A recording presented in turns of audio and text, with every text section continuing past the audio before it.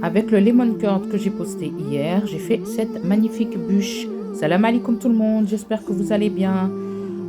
Là, je vous montre comment on fait la génoise pour la bûche. La vraie génoise, c'est celle-là. On sépare le blanc des jaunes, on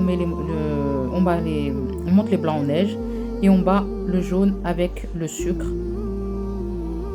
On mélange bien, il faut que ça blanchisse. Ensuite, on rajoute de la farine petit à petit et on bat.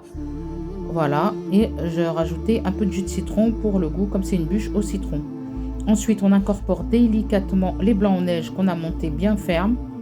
On les incorpore tout doucement, comme ça. Cette bûche, c'est comme l'autre génoise au niveau des quantités. C'est un œuf pour 30 g de sucre et 30 g de farine. Moi, j'avais mis 6 œufs, donc 180 g de sucre et 180 g de farine. Là, il me reste un tout petit peu de farine. J'ai tamisé, j'ai mis et j'ai mélangé. Ensuite, j'ai mis dans une plaque au four. Je l'ai mis au four 180 degrés. Ensuite, à la sortie du four, je l'ai enroulé dans un linge mouillé. Et après, quand elle a bien refroidi, je l'ai déroulé. J'ai mis le lemon curd, j'ai bien étalé sur toute la surface. À côté de ça, j'avais préparé une chantilly mascarpone avec 125 g de mascarpone et 300 g de crème liquide.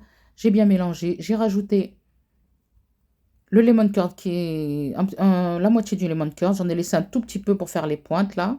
Ensuite, avec ce qui restait, j'ai fait des rosaces et les petites pointes de lemon curd sur le dessus. Voilà, une bûche super moelleuse, super bonne.